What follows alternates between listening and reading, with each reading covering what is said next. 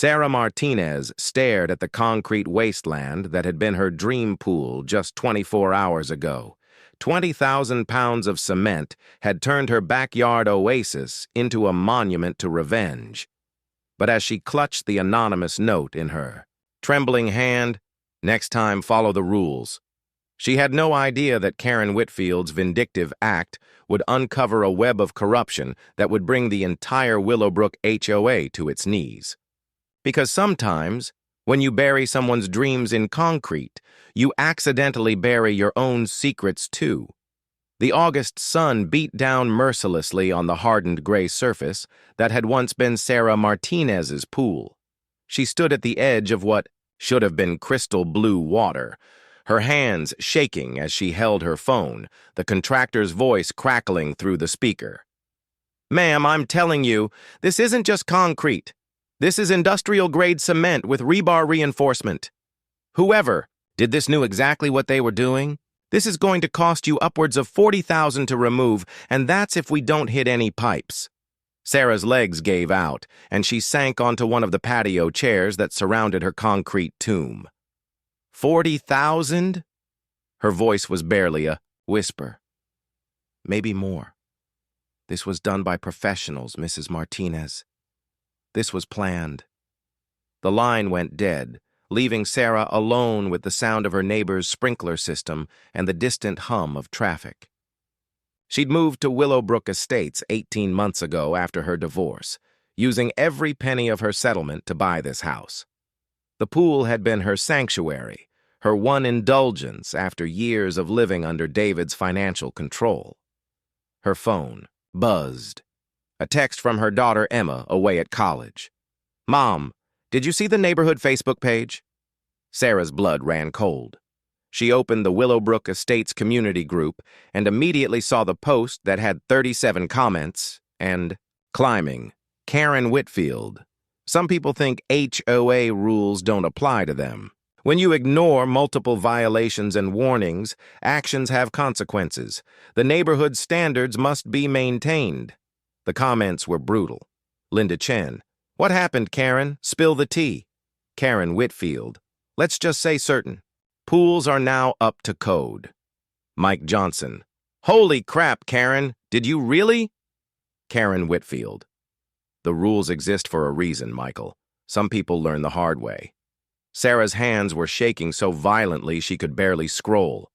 Photo after photo of her house, her yard, her pool, before and after shots that Karen had clearly taken from her second-story window. The comments grew more vicious with each refresh. The doorbell rang, its chime echoing through her empty house. Sarah peered through the peephole to see Tom Bradley, the HOA president, standing on her porch with his perpetual scowl and his clipboard. Behind him stood Karen Whitfield herself, her perfectly styled blonde hair gleaming in the afternoon sun, her arms crossed with smug satisfaction. Sarah opened the door. "Tom." "Sarah." Tom's voice was flat, businesslike. "We need to discuss the situation in your backyard." "The situation?" Sarah's voice rose. "You mean how my neighbor destroyed my property?" Karen stepped forward, her voice syrupy sweet with false concern. "Sarah, honey, no one destroyed anything. We simply brought your pool area up to community standards." "You filled my pool with cement." "The pool was a safety hazard," Tom interrupted, consulting his clipboard. "Multiple violations. The fence height was incorrect. The chemical storage was visible from the street, and you failed to respond to 3 formal notices." Sarah stared at him in disbelief. "I never received any notices." Karen's smile was sharp as a blade. "That's not our fault if you don't check your mail properly." "I check my mail every day." "The point is," Tom continued, "the pool area was non-compliant. The cement work actually solves multiple issues.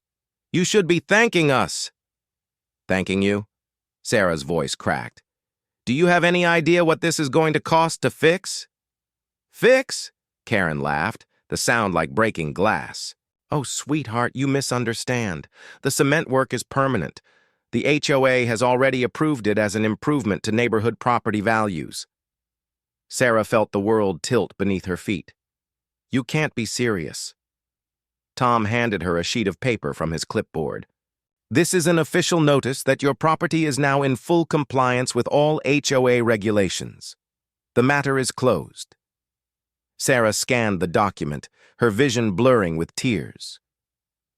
This says the work was done with my consent. Of course. It does, Karen said, examining her manicured nails. The HOA has the right to correct safety violations when homeowners fail to comply. It's all in the covenant you signed when you bought the house. But I never agreed to this. You agreed when you ignored our notices, Tom said. We have documentation of everything. Sarah's mind raced. The notices she'd never seen, the documentation she'd never signed, the work done while she was at her mother's funeral in Phoenix. This is fraud. Karen's expression hardened. This is consequence, dear. You thought you could do whatever you wanted, ignoring the rules the rest of us follow. Well, welcome to reality. The reality is that you've destroyed thousands of dollars of my property. Your property values just increased, Tom said. A nice concrete patio is much more practical than a pool anyway. Less maintenance, safer for the neighborhood children. Sarah looked back and forth between them, seeing the trap they'd laid, the careful planning that had gone into this moment. You planned this, both of you. We plan everything, Sarah, Karen said. That's what good neighbors do. They think ahead. Tom tucked his clipboard under his arm. You have 30 days to landscape around the new concrete area to HOA standards. The approved plants are listed on page 12 of your homeowner's manual. And if I don't? Karen's smile was predatory. Then we'll landscape it for you. At your expense, of course. They turned to leave, but Sarah's voice stopped them. I'll fight this. Tom looked back over his shoulder. With what money? Legal battles are expensive, Sarah, and we have very good lawyers. After they left, Sarah stood in her driveway, the notice crumpling in her fist. She walked back to the concrete slab that had been her pool and knelt down, pressing her palm against the warm surface. The cement was so perfectly smooth, so professionally finished, that it looked like it had always been there. Her phone rang. Emma. Mom, I saw the Facebook post. Are you okay? No, baby. I'm not okay. What are you going to do? Sarah stared at the reflection of clouds in her neighbor's pool, visible through the gap in the fence. Karen's pool, with its pristine blue water and clearly non-compliant decorative fountain that somehow never warranted a violation notice. I don't know yet, but I'm going to figure it out. That night, Sarah sat at her kitchen table with a bottle of wine and her laptop, researching everything she could about HOA law, property rights, and what legal options she might have. The numbers were devastating. Even if she could prove fraud, the legal costs would bankrupt her. The cement removal would bankrupt her. She was trapped. At 2 a.m., exhausted and defeated, she was about to close her laptop when a message popped up in her inbox. The sender was listed as a friend. Sarah, I saw what they did to you. You're not the first. If you want to know the truth about Karen, and Tom, meet me at Rosewood Park tomorrow at 10 a.m. Come alone. They've been getting away with this for years, but I have proof. Bring a flash drive. Sarah stared at the message, her heart pounding. She looked out her kitchen window toward Karen's house, where a light was still on in the upstairs window. As she watched, a silhouette moved across the drawn curtains. Karen, probably admiring her handiwork from above. Sarah grabbed a flash, drive from her desk drawer, and set it next to her car keys. Tomorrow, she would learn just how deep this rabbit hole went. Because if Karen Whitfield thought she could bury Sarah's dreams in concrete and walk away clean, she was about to discover that some graves have a way of giving up their secrets. The next morning, Sarah arrived at Rosewood Park 15 minutes early, her nerves frayed and her coffee growing cold in her hands. The playground was empty except for a jogger in the distance and an elderly man feeding ducks by the pond.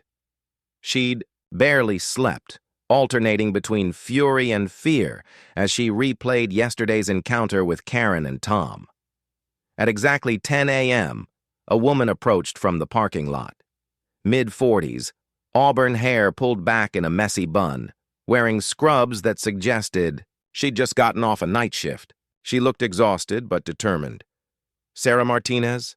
Sarah nodded, studying the woman's face. Something familiar about her features tugged at Sarah's memory. "I'm Janet Coleman. I used to live at 47 Maple Street, 3 blocks from you." Janet sat heavily on the bench beside Sarah. "Until 18 months ago, when Karen Whitfield destroyed my life too." The name clicked. "You're the nurse who used to have the garden everyone talked about." Had. Past tense. Janet's laugh was bitter. "Did you bring the flash drive?" Sarah held it up and Janet plugged it into a small laptop she'd been carrying in a canvas bag. "What you're about to see," Janet said as files began transferring, "is 5 years of documentation.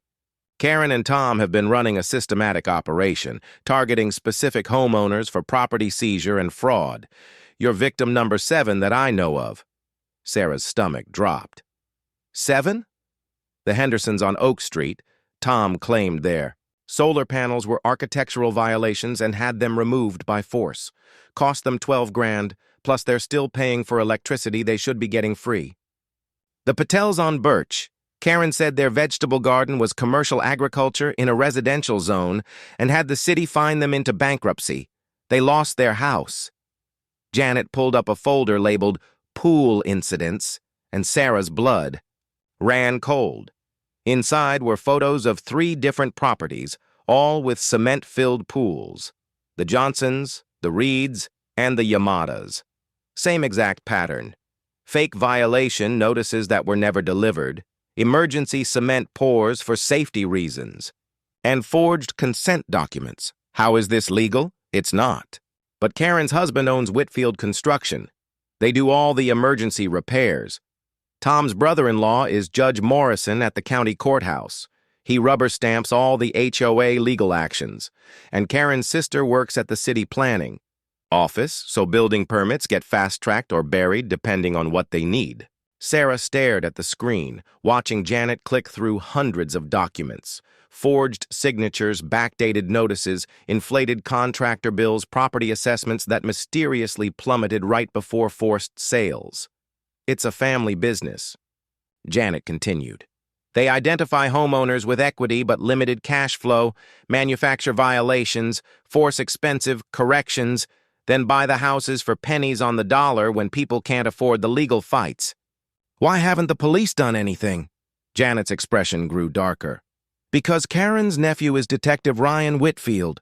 3 people have tried to file complaints. 2 had their cases buried in paperwork. The 3rd, Mrs. Patterson, ended up with a harassment charge filed against her by Karen. She was too scared to pursue it after that." Sarah felt sick.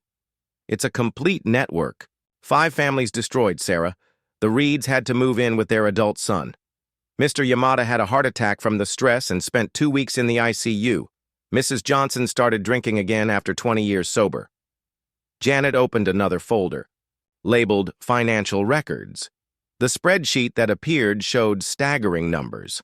Houses bought for 40–60% of market value, then immediately flipped or rented at premium rates. They've made over $2 million in the last 5 years, tax-free because officially they're just helping the neighborhood maintain standards. "How did you get all this?" Janet smiled grimly. "I'm an ICU nurse. I work nights. I'm invisible to most people, and I'm very good at being in places where people think they're alone. Karen and Tom have their weekly planning meetings at the country club every Tuesday at 7 p.m. They sit at the same corner table, order the same drinks, and they talk very freely about their projects." She opened an audio file. Tom's voice, slightly slurred from alcohol, filled the quiet morning air. "The Martinez woman is perfect. Recent divorce, limited income, emotional vulnerability.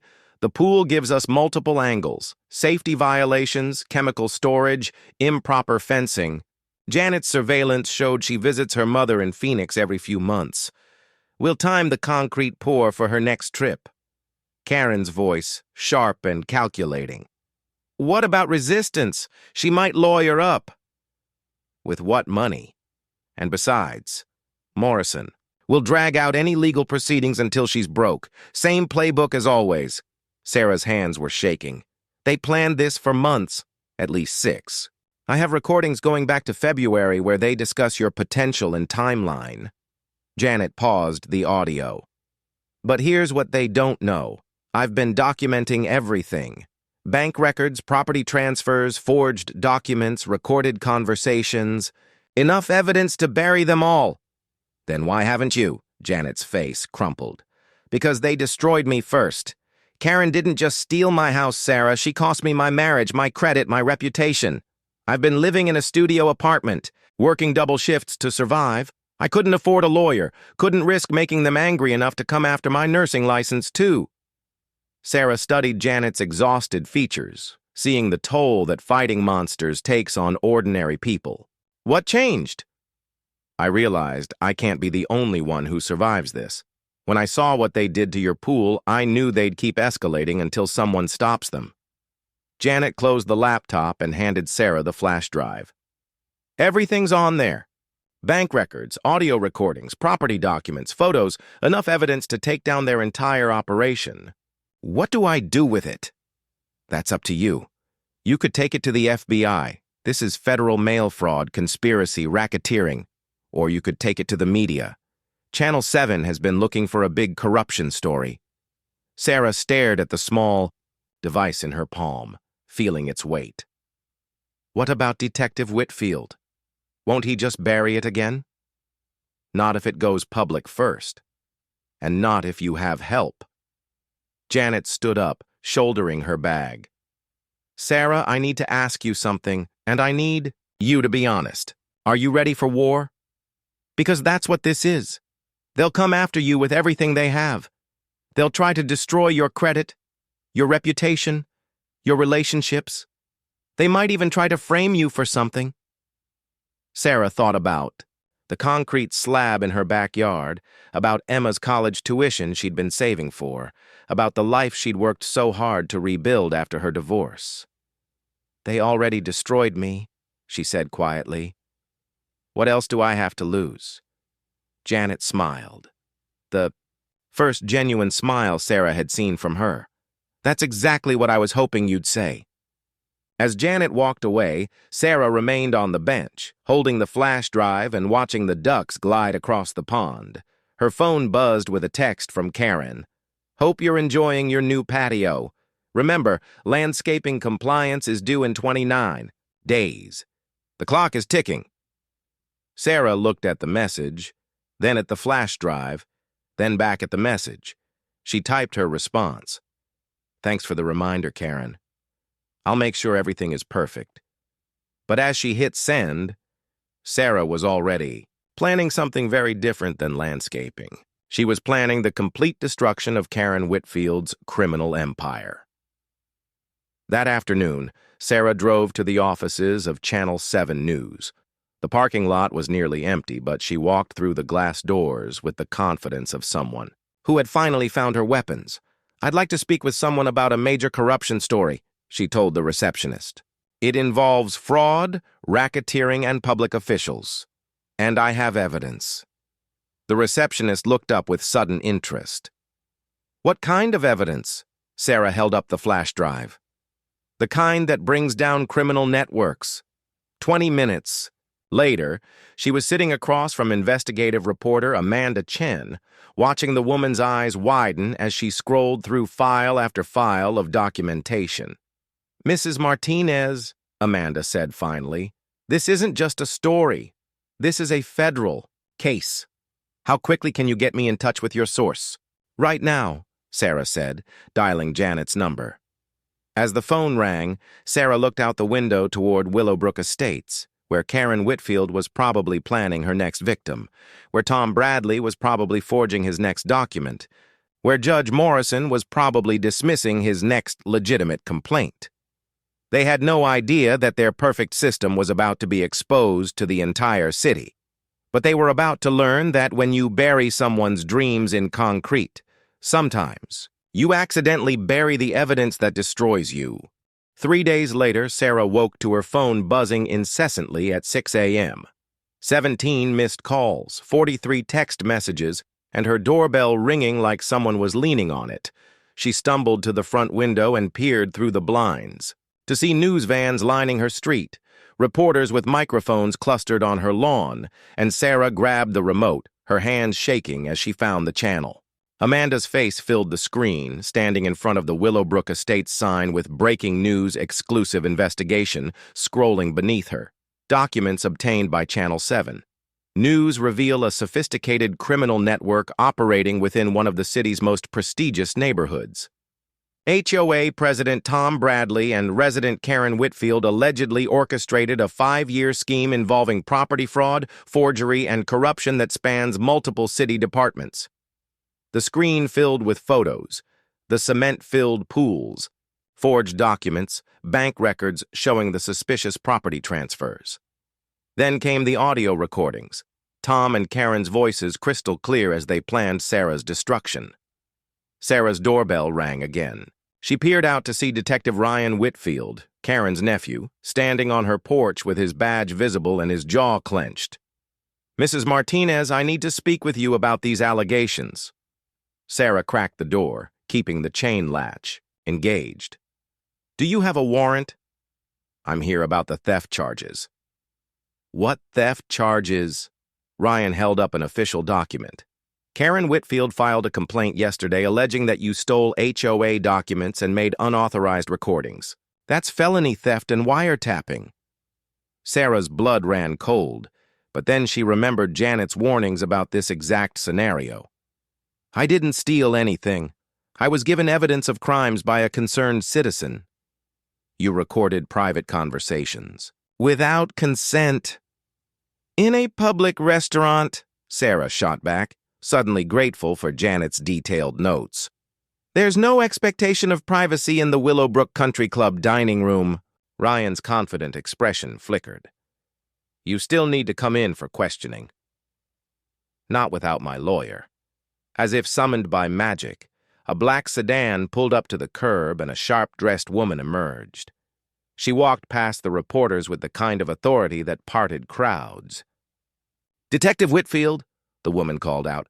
"I'm Rebecca Torres, Mrs. Martinez's attorney. Any communication with my client goes through me." Ryan's face flushed red. "This doesn't concern you, lady." "Actually, it very much concerns me. Especially since the FBI just opened a federal investigation into your family's activities." Rebecca handed him a business card. "I suggest you contact your own attorney. You're going to need one." Ryan stared at the card, then at Sarah, then back at Rebecca. "This isn't over."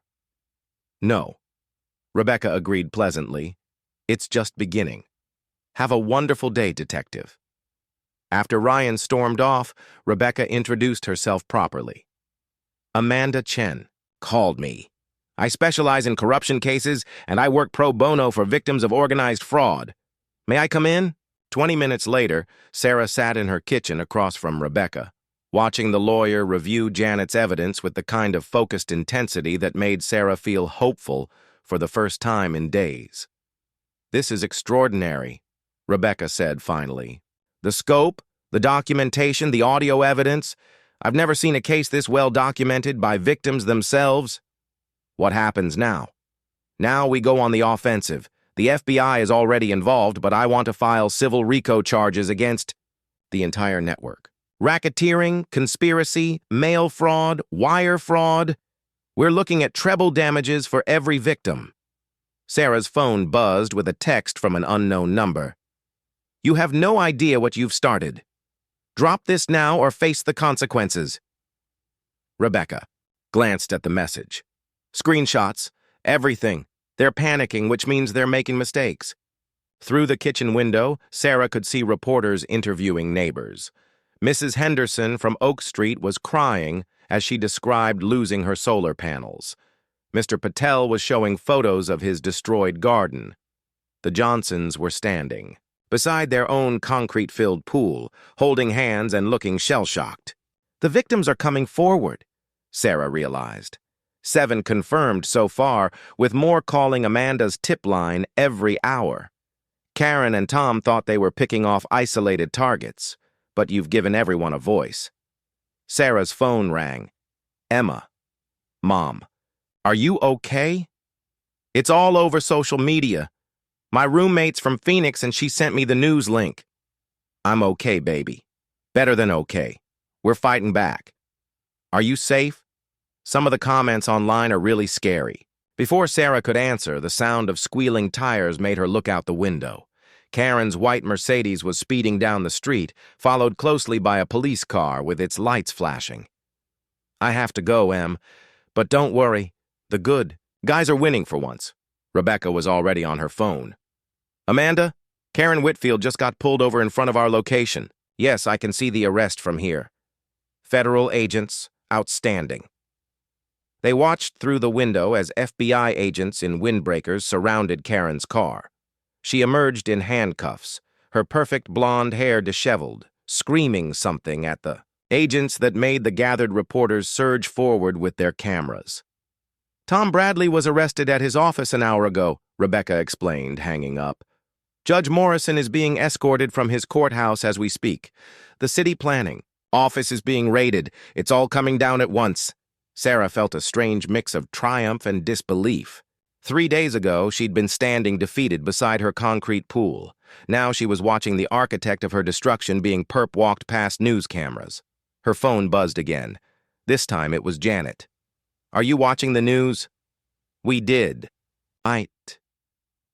But even as Sarah felt the sweet taste of justice beginning, Rebecca's expression grew serious.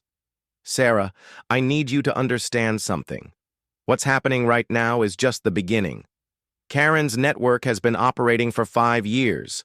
With complete impunity, they have money, connections, and they're going to fight dirty. The arrest today is based on the evidence you provided, but getting convictions is going to be a long, brutal process. What do you mean? Karen's already posted bail. Her husband's construction company is worth millions. Tom's out too. They're going to hire the best lawyers money can buy, and they're going to try to discredit you, Janet, and every victim who comes forward.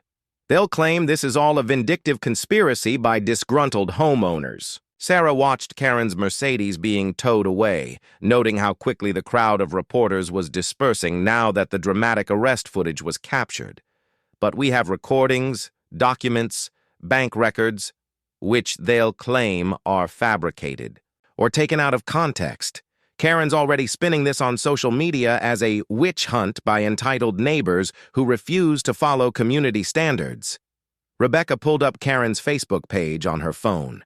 The post, made from jail, already had hundreds of supportive comments, under attack by bitter homeowners who think rules don't apply to them. The truth will come out. Some people will do anything to avoid taking responsibility for their property violations. Stand with Karen. Community standards. Sarah read comment after comment of support. Neighbors who didn't know the truth, property, management companies praising Karen's dedication to community standards, even a city councilman offering his thoughts and prayers during this difficult time. She's not going to just roll over and confess, Sarah said, understanding dawning. Absolutely not. Karen Whitfield is a narcissist who's never faced real consequences for her actions. She genuinely believes she's the victim here, and she has the resources to make this very ugly for everyone involved. As if summoned by their conversation, Sarah's doorbell rang again. This time it was Tom Bradley, flanked by 2 men in expensive suits. Mrs. Martinez, Tom called through the door. We need to discuss a settlement. Rebecca stood up, checking her phone. That was fast. They're offering to buy your house for fair market value plus damages if you drop all charges and sign a non-disclosure agreement. How do you know that? Because it's exactly what they offered the Patels and the Hendersons an hour ago. Standard playbook. Arrest, bail, intimidation, then buyouts to silence the victims. Sarah looked out at Tom's confident stance, at the lawyers beside him with their briefcases and smug expressions. They still thought they could buy their way out of this, still thought victims like her would take hush money and disappear. She opened the door. "Tom." "Sarah, this has gotten out of hand. A lot of people are saying things they don't mean, making accusations in the heat of emotion. But we can fix this. We can make everyone whole and move forward." One of the lawyers stepped forward. "Mrs. Martinez, we're prepared to offer you $200,000 plus fair market value for your home, contingent on your agreement to cease all legal action and media cooperation." $200,000. Sarah almost laughed. "Tom, do you have any idea what you've put me through? What you've put all of us through? It was never personal, Sarah.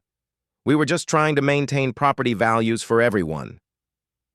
"By destroying people's lives?" Tom's facade cracked slightly. "Look, maybe things got out of hand. Maybe we made some mistakes. But this media circus isn't helping anyone. Take the money. Start fresh somewhere else. Every-o." Sarah woke at 3 a.m. to the sound of sirens. Red and blue lights strobed through her bedroom windows as she stumbled to look outside. 3 fire trucks surrounded her house, their massive forms dwarfing her driveway. Firefighters in full gear were spraying foam on what remained of her garage. Her car was a twisted, blackened skeleton. "Mrs. Martinez?" A fire captain approached as she stood on her lawn in her pajamas, surrounded by the acrid smell of melted plastic and burned gasoline. "I'm Captain Rodriguez. Do you have any idea who might have done this?" Sarah stared at the smoking ruins. Her Honda, the car she'd bought after her divorce, the symbol of her independence, was destroyed. But more than that, whoever had done this had been close enough to touch her house, close enough to hurt her. "I might have an idea," she said quietly. Captain Rodriguez followed her gaze toward Karen's house, where every light was on, and Karen herself stood silhouetted in her upstairs window, watching the scene with obvious satisfaction. "We'll need you to file a police report," he said. "And Mrs. Martinez, you might want to consider staying somewhere else tonight." 20 minutes later, as Sarah was giving her statement to Officer Kim, Rebecca Torres arrived in her black sedan, still in her pajamas, but with a look of grim determination. "How bad?" Rebecca asked, surveying the damage. "Car's totaled. Garage is structurally damaged. But Sarah's okay, and that's what matters." Officer Kim looked up from his notepad. "Mrs. Torres, I should mention, this is the 3rd suspicious fire in the neighborhood tonight. The Henderson's shed burned down around midnight, and someone torched Mr. Patel's truck about an hour ago." Sarah felt ice in her veins. "They're targeting everyone who spoke to the media." "Can you prove it?" Officer Kim asked. "Not yet," Rebecca said. "But we will." As if summoned by the conversation, Amanda Chen's news van pulled up. She emerged with her camera operator, immediately documenting the scene. "Sarah, are you hurt?" "No, just shaken up. This is the 3rd arson tonight. All victims from yesterday's investigation. Coincidence?" Before Sarah could answer, Detective Ryan Whitfield's patrol car arrived. He stepped out with a swagger that seemed inappropriate for an arson scene, his eyes scanning the damage with something that looked almost like approval. "Mrs. Martinez," he said, notebook already out. "I understand you think you know who did this." "I didn't say that. Officer Kim's report says you looked directly at the Whitfield residence and suggested—" "I suggested nothing," Sarah interrupted. "I simply looked around the neighborhood." Ryan's smile was cold. "Careful about making accusations you can't prove. False reporting is a serious charge." Rebecca stepped between them. "Detective Whitfield, given your family's involvement in the ongoing federal investigation, shouldn't you recuse yourself from this case?" "I'm not involved in anything except investigating crimes in my district. Your aunt was arrested yesterday for racketeering." "Alleged racketeering, and family relationships don't determine my professional duties." Amanda moved closer with her microphone. "Detective, Isn't it concerning that 3 victims of your aunt's alleged scheme suffered property damage within hours of your aunt's arrest? Ryan's composure cracked. This interview is over, he turned to Sarah. We'll be in touch about your statement. After the police and firefighters left, Sarah stood in her driveway with Rebecca and Amanda, staring at the charred remains of her. Independence. They're trying to scare us into dropping the case, Rebecca said. It's working, Sarah admitted. What if they escalate? What if they target Emma? Rebecca's phone buzzed. She answered, her expression growing increasingly grim. That was the FBI, she said finally. Judge Morrison made bail 2 hours ago. His first official act was to sign an emergency restraining order against you. What kind of restraining order?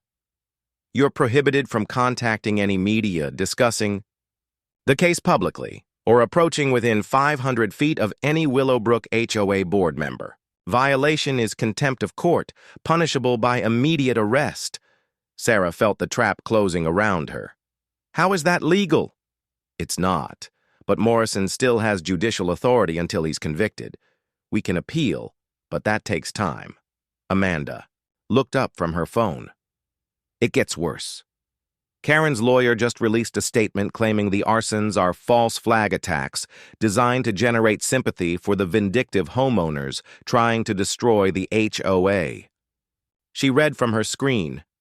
Our client has been at her sister's house in Tampa since yesterday afternoon with dozens of witnesses. These desperate acts of self-inflicted property damage demonstrate the lengths these disgruntled residents will go to in their harassment campaign. Self-inflicted? Sarah's voice cracked. They think I burned my own car? They're not just claiming it, Rebecca said grimly. They're about to prove it. As if on cue, Detective Ryan returned with 2 other officers and a man in a suit carrying an evidence kit. Mrs. Martinez, Ryan announced, we have a warrant to search your property for accelerants and incendiary devices. Rebecca examined the warrant. This is signed by Judge Morrison. So he's recused from this case due to his own criminal charges. Not according to the court clerk. The recusal was postponed pending review. For the next 3 hours, Sarah watched investigators tear through her house, photographing everything, swabbing surfaces, and bagging items as potential evidence. They confiscated her laptop, her phone, even her collection of candles from the bathroom. What are they looking for? Sarah whispered to Rebecca. Anything they can use to claim you staged this. Gas receipts, matches, internet searches about arson, anything to support their narrative. As dawn broke, the investigators finished their search. Ryan emerged from Sarah's garage with an evidence bag containing a small red container. Well, he said loudly enough for Amanda's camera to pick up. Look what we found hidden behind the water heater. Rebecca moved closer. What is that? Appears to be a gas can with accelerant residue, right where someone might hide it after committing. Arson! Ryan's smile was triumphant. Mrs. Martinez, you have the right to remain silent. Wait! Rebecca grabbed Sarah's arm. Don't say anything. Ryan, I want to examine that evidence. You'll have your chance in court. But as Ryan held up the gas can for Amanda's camera, Sarah noticed something that made her blood run cold. The container was pristine. No rust, no wear, no fingerprints, except for the clear outline where Ryan's gloved hands gripped it. Rebecca, Sarah whispered. That gas can is brand new. Look at it. There's still a price sticker on the bottom. Rebecca's eyes sharpened as she studied the evidence bag. Amanda, are you getting this? The camera zoomed in on the container, clearly showing the bright yellow price tag still adhered to the base. Detective, Amanda called out, why would someone hide evidence with the store tag still attached? Ryan's confident expression faltered as he realized his mistake. The investigation is ongoing, no further questions. But the damage was done. Amanda's camera had captured everything. The pristine condition of the evidence, the convenient location where it was found, and Ryan's obvious planted setup. As the officers retreated, Rebecca was already on her phone with the FBI. We need an immediate evidence review, she was saying. Attempted evidence tampering by a police officer. Yes, we have it on video. Sarah sank onto her front steps, exhausted and overwhelmed. In 12 hours, she'd lost her car, nearly lost her freedom, and discovered the depth of corruption that protected Karen's network. How do we fight this? She asked Rebecca. Same way we've been fighting, with truth, evidence, and the knowledge that we're on the right side. Rebecca sat beside her. Sarah, what they did tonight was desperate. The arson, the planted evidence, the illegal restraining order. These aren't the actions of people who think they're going to win. These are the actions of people who know they're about to lose everything. Sarah's phone, the burner phone Rebecca had given her, buzzed with a text from Janet. Emergency. Meet me at Riverside Hospital parking garage, level 3. Come now. They found something big. Sarah showed Rebecca the message. Could be a trap, Rebecca warned. Sarah looked at the smoking ruins of her garage, then at Karen's house where the lights were still on, where Karen was probably planning her next move in this escalating war. Everything's a trap now, Sarah said, but we can't win by hiding. As they drove toward the hospital, Sarah couldn't shake the feeling that they were approaching a turning point, the moment when this chess game would either end in victory or complete destruction. Behind them, hidden in the pre-dawn darkness, Karen Whitfield's Mercedes followed at a careful distance. Karen's hands gripped the steering wheel with white-knuckled intensity, her mind racing with plans that would make the night's arson look like a gentle warning. Because if Sarah Martinez thought she could destroy Karen's life and walk away unscathed, she was about to learn that some people will burn down the entire world rather than admit defeat. The war was escalating beyond property damage and legal battles. It was about to become personal in ways that would test everything Sarah thought. She knew about justice, survival, and how far she was willing to go to protect the people she loved. Sarah and Rebecca found Janet on the 3rd level of the hospital parking garage, pacing frantically beside her Honda Civic. Even in the fluorescent lighting, Janet looked haggard, dark circles under her eyes, her nurse's scrubs wrinkled like she'd slept in them. Thank God you're here, Janet said, pulling a manila envelope from her car. I've been working double shifts to avoid going home. After the arsons, I knew they'd come for me next. What did you find? Rebecca asked, scanning the empty garage. Janet's hands shook as she opened the envelope. I was reviewing the financial records again, trying to find something we missed, when I noticed a pattern in the property transfers. Every house Karen and Tom acquired was sold to the same company, Cornerstone Property Management. Shell company? Sarah guessed. That's what I thought too. But then I dug deeper. Janet pulled out a corporate filing document. Cornerstone Property Management is owned by Willowbrook Development Corporation, which is owned by Pine Valley Holdings, which is owned by... She paused for dramatic effect. Metropolitan Growth Partners. Rebecca frowned. I don't recognize that name. You wouldn't. It's buried under 5 layers of corporate structure. But guess who sits on the board of Metropolitan Growth Partners? Janet handed over another document. City Councilman David Pierce, Mayor Patricia Williams, and District Attorney Robert Chen. Sarah felt the world tilt. The DA is part of this? It gets worse, Janet continued. I cross-referenced the property sales with city planning documents. Every single house Karen forced into foreclosure was in the path of a planned commercial development, a massive shopping complex called Willowbrook Commons. The city approved the project 18 months ago, but it was kept quiet pending community input. Rebecca studied the development plans, her expression growing darker. These properties are worth 10 times their residential value once the zoning changes. We're not talking about a $2 million HOA scam. We're talking about a $100 million development conspiracy. Karen wasn't just stealing houses, Sarah realized. She was clearing land for a development project. And everyone who resisted was eliminated, Janet said. The Patels, the Hendersons, the families with cement pools, we were all obstacles. To a shopping mall.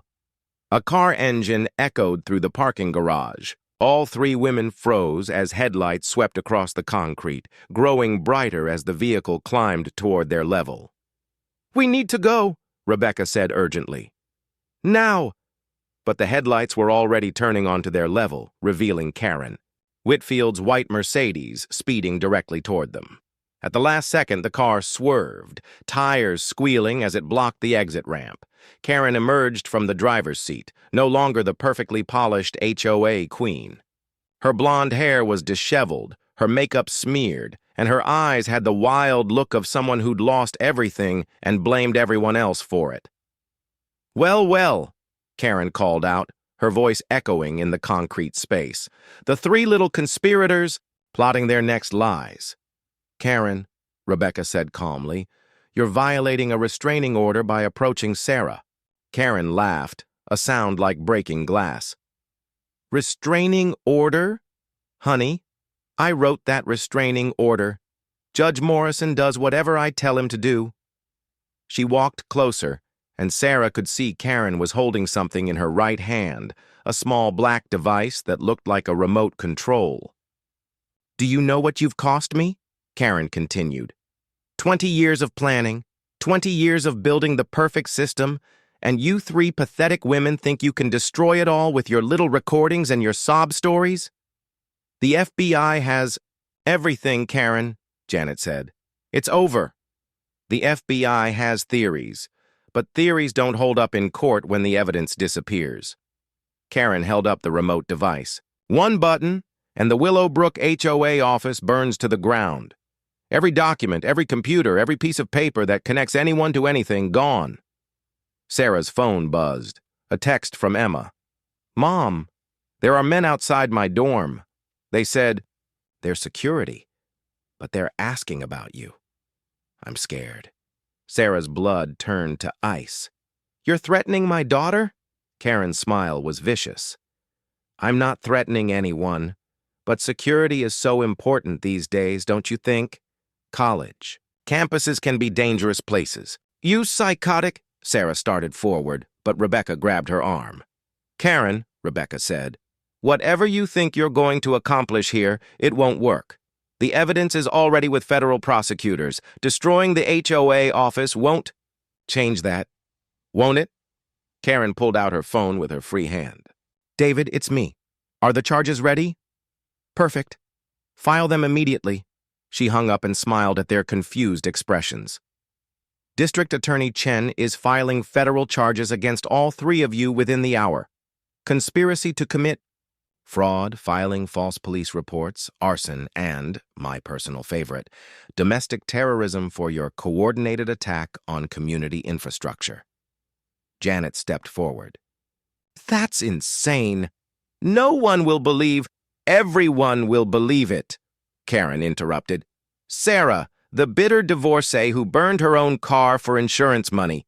Janet, the unstable nurse who lost her house and wanted revenge. Rebecca, the ambulance-chasing lawyer who fabricated evidence for a big payday.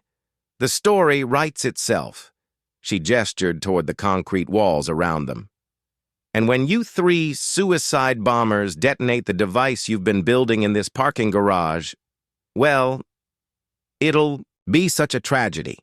The radicalization of ordinary homeowners driven to extremism by their own failures." Sarah realized with horror that Karen wasn't just threatening to destroy evidence, she was planning to murder them and frame it as a terrorist attack. "You're insane," Sarah whispered. "I'm thorough," Karen corrected. "Tom thought we could buy our way out of this. The judge thought his connections would protect him. They didn't understand that when you build an empire, you protect it by any means necessary." Rebecca was slowly reaching into her purse. "Karen, think about what you're saying. You can't kill three people and expect what? Expect to get away with it?" Karen laughed. "Honey, I've been getting away with it for 20 years. 3 more bodies won't even register." But what Karen didn't know was that Rebecca had been recording everything on her phone since they'd arrived at the garage. And what Karen definitely didn't know was that Janet had texted the FBI their location the moment they'd spotted Karen's car. The sound of sirens began echoing up from the street level. Karen's confident expression faltered as the sirens grew louder. "You called them." "Actually," Janet said, pulling out her own phone, "I've been live streaming this entire conversation to Facebook. Say hello to your 847 viewers, Karen." Karen stared at the phone in disbelief, then at the comments streaming across the screen. Hundreds of people watching her confession in real time, sharing the video, tagging the FBI, the police, local news stations. "You recorded me?" "Every word," Rebecca confirmed, holding up her own phone. The murder threats, the terrorism plot, the confession about the development conspiracy, all of it. The sirens were deafeningly loud now, and the sound of car doors slamming echoed through the garage. Heavy footsteps on concrete, voices shouting, "FBI!" Karen looked around wildly, still holding the remote device. "This doesn't change anything. I still have the detonator. I can still—" "Karen Whitfield!" Agent Martinez's voice boomed through the garage. "Drop the device and put your hands where we can see them." Karen spun toward the agents, her finger hovering over the remote's button. For a moment, Sarah thought she might actually press it, might choose to destroy everything rather than face justice. But then Karen looked back at Janet's phone, still recording, still broadcasting to nearly 1,000 viewers now. She saw her. Reflection in the phone's camera, disheveled, desperate, defeated. "Drop the weapon, Karen," Agent Martinez repeated. Karen stared at the remote in her hand, then at the 3 women who had destroyed her perfect world. "You have no idea what you've done," she said quietly. "This was bigger than just me. Bigger than just Willowbrook. When they realize what you've uncovered—" She dropped the remote device and it clattered harmlessly across the concrete. Karen, "Whitfield," Agent Martinez announced as his team surrounded her, "you're under arrest for conspiracy, racketeering, attempted murder, and domestic terrorism." As they led Karen away in handcuffs, she called back to Sarah. "This isn't over. You think I'm the monster? Wait until you meet the people I was working for." But Sarah barely heard her. She was already dialing Emma's number, her hands shaking with relief as her daughter answered on the first ring. "Mom? Are you okay?" "The news is saying—" "I'm fine, baby. Are you safe?" "Yes. The FBI got here about 10 minutes ago. They arrested 2 men who were watching my dorm. Mom, what is happening?" Sarah looked around the parking garage, at the FBI agents securing the scene, at Rebecca and Janet hugging and crying with relief, at the remote device that could have killed them all. Justice, Emma. Finally. Justice. 3 months later, Sarah stood in her backyard watching the construction crew pour concrete, not to fill her pool, but to rebuild the deck around it. The pool itself sparkled in the afternoon sun, restored to its original blue perfection. The Willowbrook Commons development had been permanently canceled. Karen, Tom, Judge Morrison, Detective Ryan, and 14 other conspirators were awaiting trial on federal charges. The city had paid restitution to all victims, and Sarah's settlement had more than covered the PO.